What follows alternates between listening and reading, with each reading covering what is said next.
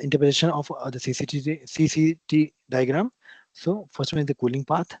The cooling path of the CCT diagrams determines the final microstructures. Slow cooling, then furnace cooling results in the Pearlite. Moderate coolings, example of the air coolings, result in the mixture of the Pearlite and Bainite. Okay. Rapid cooling means water quenching or results in Martensite. Critical cooling, the critical cooling must be exceed the critical cooling rate to avoid the formation of Pearlite or Bainite and to achieve the fully Martensite structures. Transformation starts and finish with same things. These lines indicates the time and temperature at which the transformation begins and in of the given cooling rate. Okay, these all were about CCT and TTT during the phase diagrams. These are just the practical example. Yeah, we can ignore that. Okay. So these all were about your heat treatment process.